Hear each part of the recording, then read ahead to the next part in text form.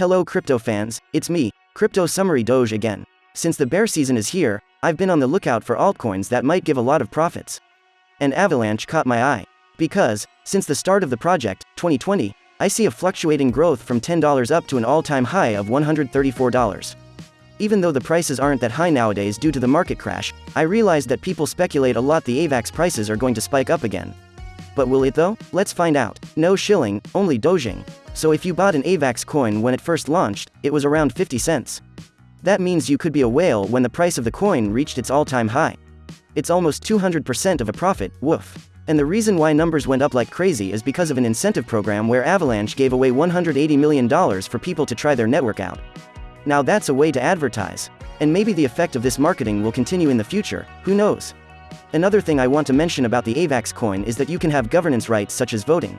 And as you might already know, the more coins you have, typically the more voting power and governance you are granted within the network. And there is a maximum cap of 720 million AVAX coins only. So from this fixed number of coins, we can understand that the coin supply is limited, hence the prices might go even higher depending on the demand. Also, Avalanche has a plus regarding the transaction fees because it has smaller fees compared to Ethereum. For example, if you wanted to deposit 50 USDC through Ethereum, it would cost you more than $150.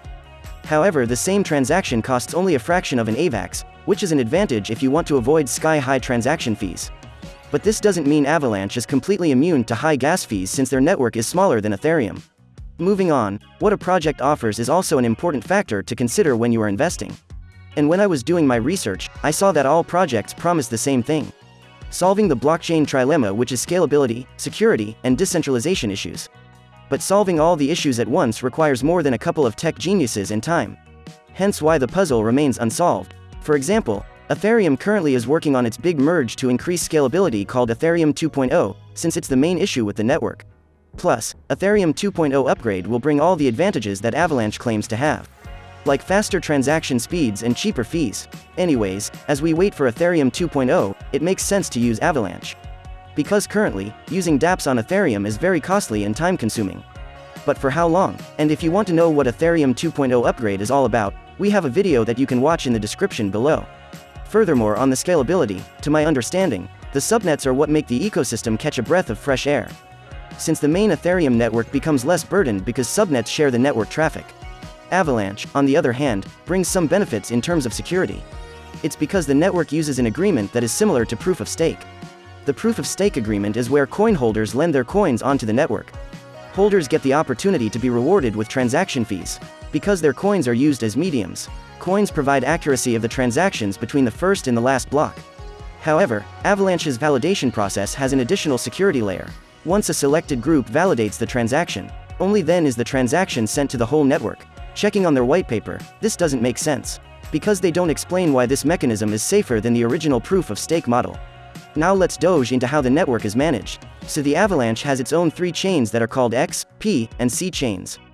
The X chain is a decentralized platform for creating and trading digital smart assets, a representation of a real-world resource with a possible set of rules that govern its behavior, like, can't be traded until tomorrow, or, can only be sent to US citizens.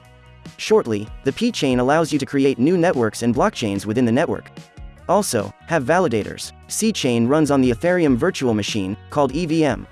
Ethereum virtual machine helps you create dApps on the Ethereum network. Avalanche has its own exchange called Pangolin. And since this exchange is based on EVM, they allow themselves to claim that you can trade Ethereum. Not just trade them, but trade them cheaply.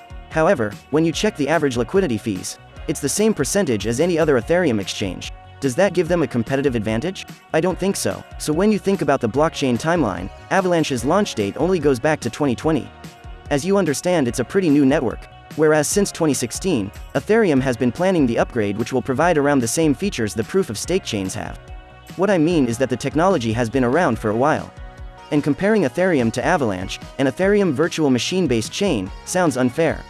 Now I am not denying some of the smart engineering the Avalanche puts out. But I also don't think it's a match for Ethereum yet, especially when the upgrade launches. What do you think? Do you consider Avalanche a reputable project or just another blockchain that's heavily influenced by Ethereum? Let me know what you think in the comments down below. And if you like the content, make sure to doge in our channel to see more of it. Meanwhile, don't forget to subscribe too. Thank you for watching, and I'll see you in the next one.